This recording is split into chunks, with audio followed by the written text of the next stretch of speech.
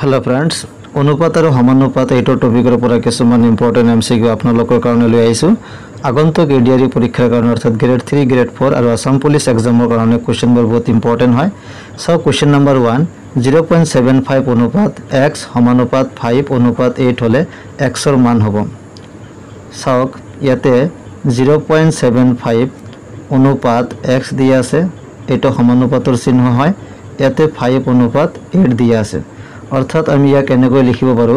0.75 x টো আমি তলত লিখিব পাৰো সমান সমান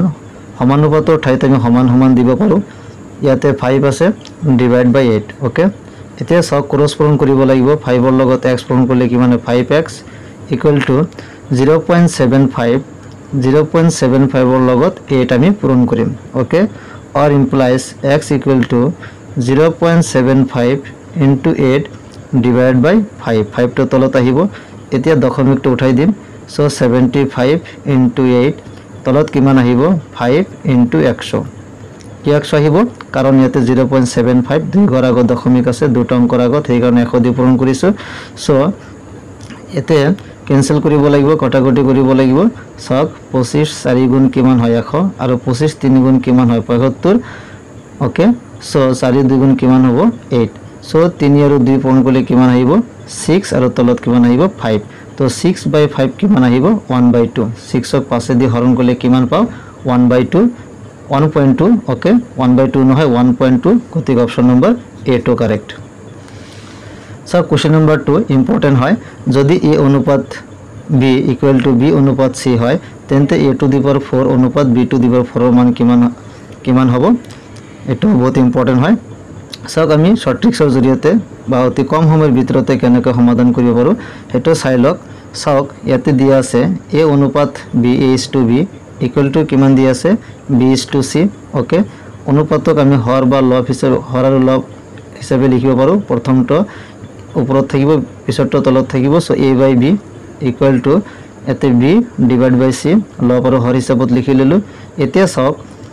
a C আৰু B আৰু B বিৰ লগত B পূৰণ কৰিলে কিমান আহিব b স্কয়াৰ আহিব A ৰ লগত C পূৰণ কৰিলে কিমান আহিব AC আহিব ওকে সো b স্কয়াৰ মান কিমান পালো AC এতিয়া A to the power 4 so A to the power 4 অনুপাত B to the power 4 এক আমি লিখিব পাৰো A to the power 4 divided by B to the power 4 okay so ওপৰত A to the power 4 একে ৰাখিলো তলত b টু দি পাৱাৰ 4 আছে so b to the power 4 ক আমি b স্কয়াৰ লিখি তাৰ ওপৰত স্কয়াৰ দিব পাৰো কাৰণ b 2 পূৰণ কৰিলে কিমান হয় 4 হয় অৰ্থাৎ b টু দি পাৱাৰ 4 ক আমি b স্কয়াৰ এনেকৈ লিখিব পাৰো ওকে সো ওপৰত থাকিল a টু দি পাৱাৰ 4 তলত b স্কয়াৰ সক b স্কয়াৰ মান কিমান দি আছে ac গতিকে ac টো আমি লিখি ললো ac স্কয়াৰ ওকে সো সমান সমান ওপৰত থাকিল a টু দি পাৱাৰ 4 তলত ac স্কয়াৰ মানে হল a স্কয়াৰ হ'ব আৰু c স্কয়াৰ হ'ব ওকে সো উপৰত a টু দি পাৱাৰ 4 তলত স্কয়াৰ আছে অৰ্থাৎ ইয়াতে 4 ইয়াতে 2 আই a টু দি পাৱাৰ 4 - 2 কৰিব পাৰো কাৰণ ভূমি বিলাক সেম থাকিলে ঘাত বিলাক কি হয় বিয়োগ হয় হৰণৰ ক্ষেত্ৰত বিয়োগ হয় ওকে সো 4 - 2 আৰু ইয়াতে কি c স্কয়াৰ তলত এটা আছে so a to the power 4 পৰা 2 বদলিলে 2 থাকিব স্কয়াৰ আৰু c স্কয়াৰ ওকে তলত কিমান আহিব c স্কয়াৰ টো তলত থাকিব ওকে c স্কয়াৰ টো তলত আহিব সো ইয়াৰ পৰা আমি লিখিব পাৰো a square divided by c square a square divided by c square ক আমি এনেদৰে লিখো a square অনুপাত c square okay so option number সব অপশন নম্বৰ b দিয়া আছে a square অনুপাত c square option number b to correct গতিকে সক এনেকৈ আপোনালোকে অতি কম সময়ৰ ভিতৰতে এইবোৰ সমাধান কৰিব পাৰিব সক এটো ইম্পৰ্টেন্ট হয় তাৰ পিছত কোশ্চেনটো সক কোশ্চেন নম্বৰ 3 যদি a অনুপাত b 1 অনুপাত 2 b অনুপাত c 5 অনুপাত 4 আৰু c অনুপাত d 3 অনুপাত 7 হলে a অনুপাত b অনুপাত c অনুপাত d কিমান হ'ব এইটো আনসাৰ উলিয়াব লাগে সক এটো বহুত ইম্পৰ্টেন্ট হয় পৰীক্ষাত কম্পিটিটিভ এক্সামত প্ৰায় অহা দেখা যায় সক এটো আমি শৰ্ট ট্ৰিক্সৰ জৰিয়তে অতি কম সময়ৰ ভিতৰতে সমাধান কৰিম ইয়াতে a b c আৰু d গটেকিটা লিখি লম সো a অনুপাত b অনুপাত c অনুপাত d এনেকৈ লিখি ললো okay a is to b is to c is to d এতিয়া সক a is to b ৰ মান কিমান দি আছে 1 আৰু 2 দি আছে এনেকৈ লিখিলো আকৌ সক b is to c কিমান দি আছে ওতে b is to c আমি তলৰ পৰা লিখিব লাগিব প্ৰথম লাইনত লিখিব পৰা না যাব so b is to c ৰ মান কিমান দি আছে 5 is to 4 ওকে আৰু C/D ৰ মান কিমান দি আছে C/D আৰু এটা তলত লাইন লিখিব লাগিব সো C/D কিমান দি আছে 3:7 ওকে সো 3:7 ইয়াতে ইছটো নিদিলে হ'ব ডাইৰেক্ট মানটো বহাই দিলে হ'ব এতিয়া চাওক এতিয়া C ইয়াতে খালি আছে খালি ঠাইবিলাক কেনেকৈ পূৰণ কৰিব লাগিব চাওক এই C ৰ আগত কি সংখ্যা আছে 2 গতিকে কাখত থকা সংখ্যাটো আমি ইয়াতে বহাব লাগিব কাৰণ ইয়াৰ কাখত বাওফালে একে হাৰিতে হ'ব লাগিব তলফালে আমি যাব নোৱাৰো ইয়াৰ হোফালে বা বাওফালে চাব লাগিব ওকে ওপৰত আৰু তলত চোৱা নাযাব যাৰ বাওফালে চাব লাগিব নহলে হোফালে চাব লাগিব এতিয়া চাওক C ইয়াতে খালি স্থান আছিল গতিকে ইয়াৰ আগৰ একে লাইনতে কি সংখ্যা আছে 2 গতিকে ইয়াতে 2 বহাব লাগিব এতিয়া D ইয়াতে খালি স্থান আহিল এতিয়া এই D ৰ ঠাইত কি বহাব লাগিব ইয়াৰ আগত কি আছে 2 আছে অলৰেডি বহাই দিছো গতিকে 2 টো আকৌ ইয়াতে বহিব ওকে গতিকে ইয়াতো 2 হ'ব ইয়াতো 2 হ'ব ওকে তাৰপিছত চাওক এইফালে ইয়াতে 5 দি আছে এইফালে কিমান আহিব ইয়াতো 5 আহিব কাৰণ কাখত থকা সংখ্যাটো ইয়াতে 5 গতিকে ইয়াতে 5 বহাব লাগিব সো 4 ইয়াতে আমি 4 বহাম কাৰণ ইয়াতে 4 আছে গতিকে খালি ঠাইত ওচৰত থকা সংখ্যাটো 4 গতিকে 4 বহাইছো ইয়াতে চাওক 3 গতিকে কাখত থকা সংখ্যাটো 3 আহিব এবাৰ এই খালি স্থানৰ কাখত থকা সংখ্যাটো 3 গতিকে ইয়াতো কি আহিব 3 আহিব ওকে সক এটা অলপ ভালকে প্ৰ্যাকটিছ কৰিব লাগে একেবাৰে ইজি হয় এতিয়া এই সংখ্যাবোৰ কি কৰিব লাগে পূৰণ কৰিব লাগিব সো 1 * 5 5 5 * 3 কিমান আহিব 15 ওকে অনুপাত তাৰপিছত 2 * 5 10 10 * 5 কিমান আহিব 30 অনুপাত এইকেইটা পূৰণ কৰো 2 * 4 8 8 * 3 কিমান আহিব 24 অনুপাত 2 * 4 8 8 * 7 কিমান আহিব 56 so 15:30:24:26 okay so option number C দি আছে 15:30:24:26 গতি option number C to correct হ'ব so এটো আপোনালোকে ভালকে প্ৰ্যাকটিছ কৰিব এনেকুৱা টাইপৰ কোৱেশ্চন পৰীক্ষাত প্ৰায় অহা দেখা যায় so question number 4 বহুত ইম্পৰ্টেন্ট হয় A:2B 3:2 হলে আৰু B:2C 5:4 হলে A:2B:2C কিমান হ'ব লাগিব so একেবাৰে ইজি হয় ইয়াতে আগৰ নিচিনাকৈ শৰ্ট ট্ৰিক্সৰ সমাধান কৰিম A:2B:2C এনেকৈ লিখি ললো A:2B ৰ মান কিমান দি আছে 3 আৰু 2 জাস্ট মান বিলাক বহাই যাম আৰু B:2C ৰ মান কিমান দি আছে 5 আৰু 4 কে তলে তলে আমি লিখি যাম তেনে হলে সক আগৰ নিচিনাকৈ ইয়াতে খালি স্থান পুৰা কৰিব লাগিব ইয়াতে C ৰ আগৰ যেটো সংখ্যা আছে 2 গতি ইয়াতে 2 আকৌ বহাব লাগিব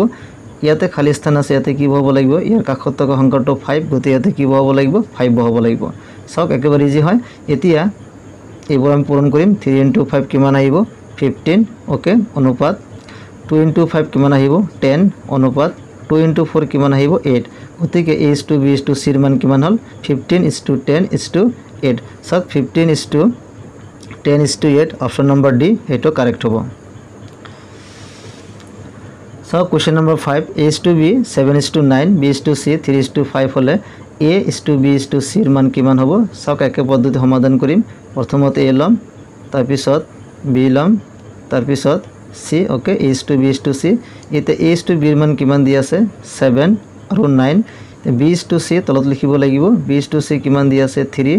আৰু 5 তে ABC ৰ মান উলিয়াব লাগে A:2B:2C ৰ মান উলিয়াব লাগে সক এতে মানটো কিমান 9 হ'ব কাখত 9 আছে ইয়াতে কিমান হ'ব 3 হ'ব কাৰণ হফালে 3 আছে এতিয়া এই সংখ্যাকেইটা কি কৰিব লাগিব পূৰণ কৰিব লাগিব 7 * 3 কিমান আহিব 21 * 9 * 3 কিমান আহিব 27 অনুপাত 9:5 কিমান আহিব 45 সব তিনিটা সংখ্যাক 3 দিয়ে আমি ভাগ কৰিব পাৰো ওকে সো 3 * 7 = 7 3 * 7 = 21 তো 7 আহিব ইয়াতে অনুপাত 3 * 9 = 27 ইয়াতে 9 আহিব অনুপাত 3 * 15 = কিমান 45 গতি ইয়াতে 15 আহিব সব তো A:2B:2C ৰ মান কিমান হল 7:9:15 okay so 7:9:15 option number A to correct তাৰপিছত চাওক question number 6 A:2B = 3:4 B:2C = 5:6 C:2D = 7:8 হলে A:2D কিমান হেতু উলিয়াব লাগে চাওক এটা অলপ বেলেগ টাইপৰ আমি বেলেগকৈ সমাধান কৰিম কাৰণ ইয়াতে A আৰু D ৰ মান অনুপাতটো উলিয়াব কৈছে A B C D থাকিলে ডাইৰেক্ট আগৰ নিচিনাকৈ আমি কৰিব পাৰিলে হেতেন কিন্তু ইয়াতে প্ৰথমটো লাষ্টৰটো মান উলিয়াব লাগে গতিকে চাওক ইয়াতে প্ৰথমতে কি দি আছে A:2B 3:4 B:2C 5:6 দি আছে আৰু C:2D = 7:8 গতিকে